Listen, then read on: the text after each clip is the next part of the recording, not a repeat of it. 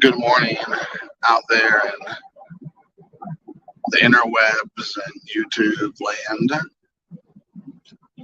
This is your host, Jason, Zombie Collector, or as some people might remember, Zombie Collected, the host with the most. Driving into work this morning, you can tell it's becoming fall because it is darker than Hades out here. Before I'd be doing these live streams a little bit after 6 o'clock and then going up towards 7, and the sun was already rising, and now you can barely see it on you barely see it over there. You can't even see it on the phone. With the landscape, the sun's trying to poke its little head out, but it's been a muggy last couple of days. It's only gonna get worse before it gets better. So the summer is coming back with a vengeance, kicking fall right in the nuts, or autumn, depending on where you live, I guess.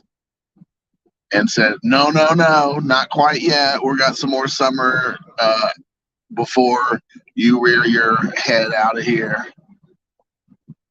I'm starting to show, I already see Halloween stuff, like I said, in the last, I don't know, week or two. So not even out of August. I think this is like August 23rd or 4th or something. I'm not for sure what day it is. Let me see. August 22nd. It's even, it's even earlier than I thought. And I'm already starting to see Halloween stuff. I saw it at Big Lots recently. I've seen it at Dollar Tree. I was talking to Doug from Boston, or Doug's in Boston, but Doug, he said he started to see candy corn pop up everywhere. The local coffee shops where I live said, oh, this is our last week before we switch to our autumn, our selections for coffee. So it's happening. I'm fine with it. I'm here for it, right? I like fall. Fall is my favorite time of this year because when you catch fall at the right time, it's not too cold, it's not too hot. It's just nice and right in that, low 80s to high 60s. That to me is perfect weather. I like it. You can wear almost any type of clothing you can want during that time frame. Hoodies, shorts, pants, flip-flops, boots, scarves, depending on your situation. But it gets chilly enough for a lot of people, and it's still warm enough for others. So I like that. That's a happy medium. But I did have a topic, I guess, to discuss after I've been doing this for, I don't even know how long. It doesn't say 3 minutes there. But I was just going to say, I just kind of feel, I don't know if this is other people feeling the hobby as I do, and maybe I'm wrong. And, of course, that's very likely that is the case. But I feel like, as Shawn Michaels has said back in the day, which I believe he stole from City Slickers, I've kind of lost my smile, and I think the community has lost its smile. And I was really hoping I would find it in the community. I was hoping I'd find it for myself. But it just seems like a whole lot of just, channels still talking about either, they're complaining about other channels, or we're still talking a lot about just the value of the cards. And I feel like the channels that I used to really watch, they're not around anymore, or they're very rarely, producing content.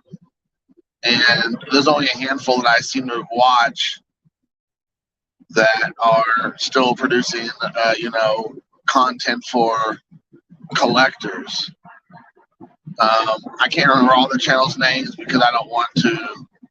I know it's inevitable that you forget people, of course. But of course, Mangini John, always talking about his cards, of course. A Collector's Dream, Orlando's great. Steve, I like his channel. I think Vintage Cards, Steve, I think that's what he goes by. Sorry if I got that wrong. Alex Bowman 53, G's Mikey. There's a handful of guys out there, but a lot of the guys, like I said, just either it's all about money, it's all about flipping.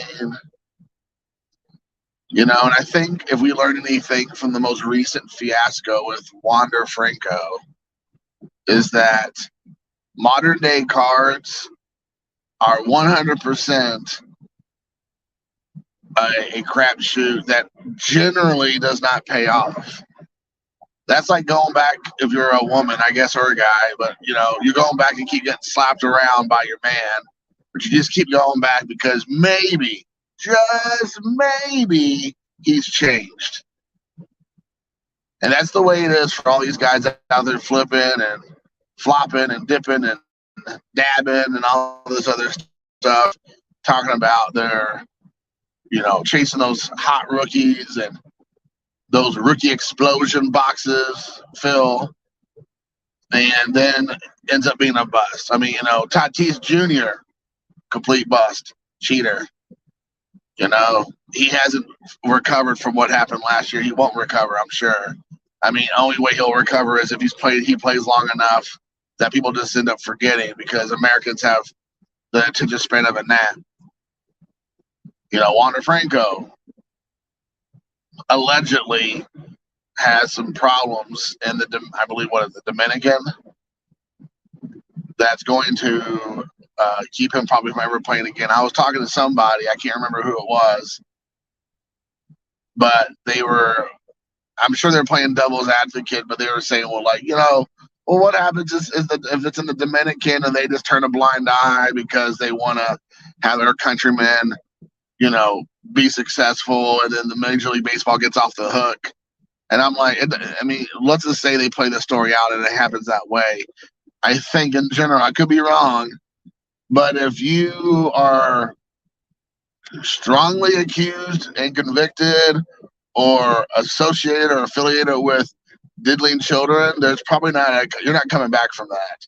Will you end up back on the field again? I don't know. I think there's a Pittsburgh Pirates pitcher who did the same thing a couple years ago, and no one ever heard of him again. Now, he was no Wander Franco, but the fact of the matter is that was a similar situation. You had the one guy from the Cubs who was whooping up on his wife.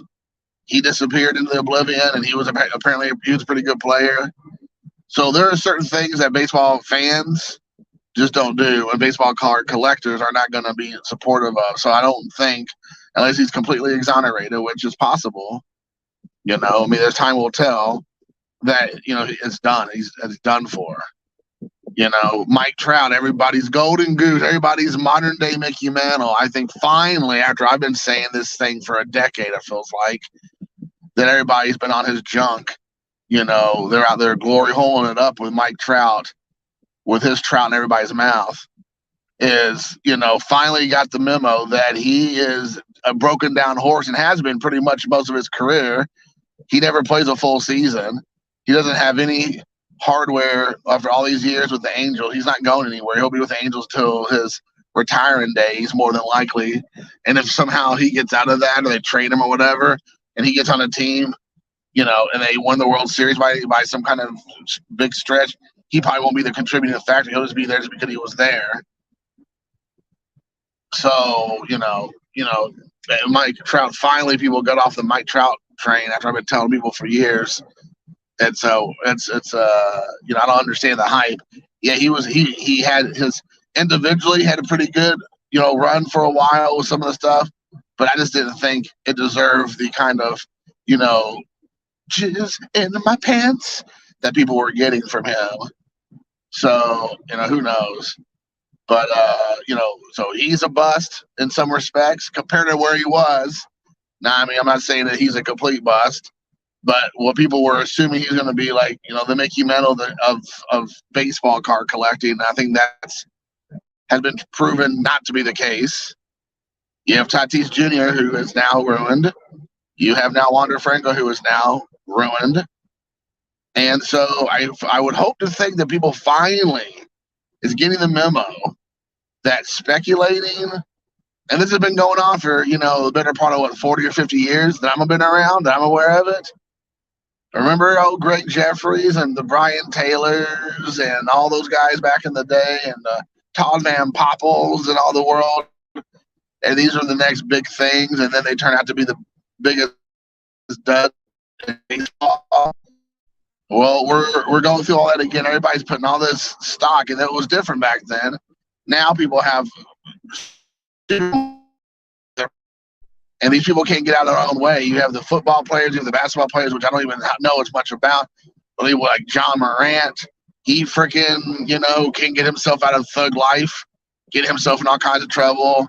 You have Zion Williams, same situation. He can't get healthy. When he's healthy, apparently he's a beast, but he hasn't played like a full season ever, even a half a season. So, I mean, these are the things we're talking about. And, I mean, when do we get it? When do you finally wake up and smell the coffee? And I have actually Turkish coffee right next to me driving because I went to the big international grocery store at my house this past weekend and went nuts. Bought all kinds of food and drinks from all around the world. But I got my Turkish coffee from Egypt that is riding the shotgun right now. Excuse me.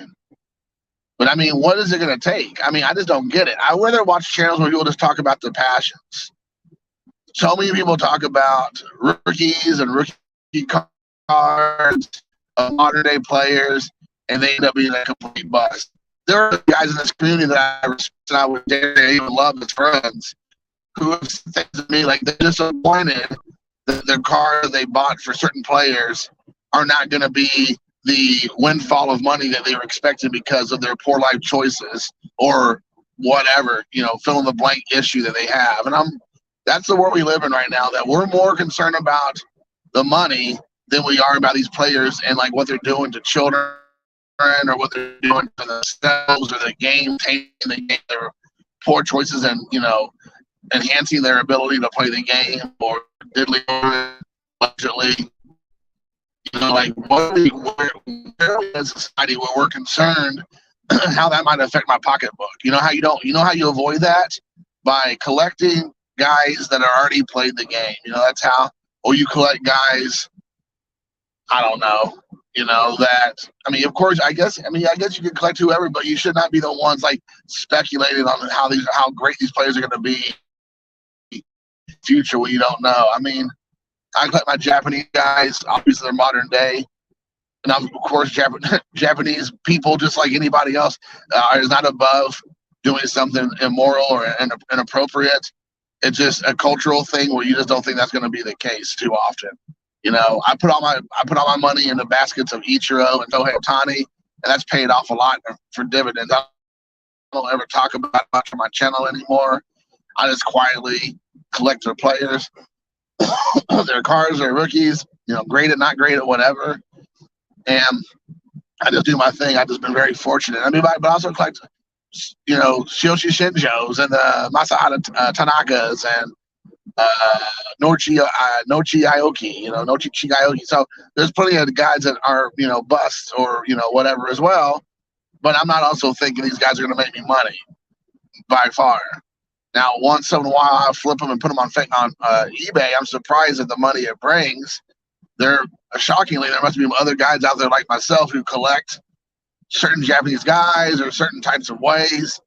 So I usually do okay. But I had a Ichiro Ohtani card that they did, like Japan's finest card. Just raw. I have like 10 dozen of those cards. It feels like either I picked them up over the years or I bought lots or whatever. And I popped one of those up on eBay not too long ago, and I have $0 in it, and it went for, I don't know, $7 to $10 or something. I mean, that's just great. PWD that bad boy. I'm out the door. That's a $6, $7, whatever dollar profit. I love it. And I have that with a lot of the Japanese guys. A lot of Matsui cards I sell for a couple bucks. Again, I have nothing in them.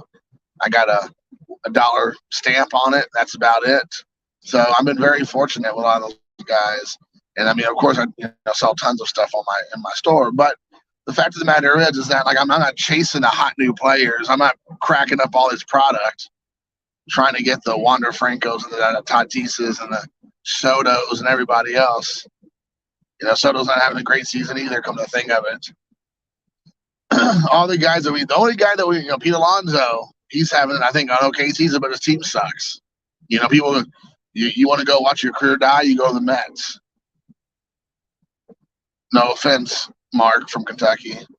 But, the fact of the matter is, none of the guys in the last couple of years have panned out except Ohtani. And everybody wrote him off out of the get-go thinking he's going to be a bust because of his his injuries he had. He was on the DL or whatever. And now he's like the only one worth even discussing in the last, 3 or 4 years. So I don't know. I mean, I would think that we finally moved away from channels and even given oxygen to the channels that talk about all they talk about is flipping. All they talk about is prospecting. All they talk about is the stock market of baseball or sports cards in general. That we just stop giving these channels any oxygen. I mean, it's so tiring. I am sick and tired of seeing it and hearing it. And I mean, yes, I can avoid it and I do avoid it, but it's like then the channels I like feel like they have to speak about it too. And I'm complaining about it. I'm not like trying to critique it. So I really, if there's a channel that wants to complain about it, I'm all for that because I'm all about that life. But I'm not trying to critique it. And I mean, it's just ridiculous. Like, it's just about the, trying to get really, I guess what it boils down to is people just trying to be getting the clicks, trying to become YouTube famous, trying to find a way to make themselves relevant by talking about topics such as this. And not just, and not talk about just like, being a fan of sports cars, talk about going to shows and collecting and their collections in general. It's always about like, some kind of freaking drama. It's always about some sort of like angle, not Kurt Angle, but some sort of angle. It's just, it's very frustrating. It's very tiring. I wish people would just move on.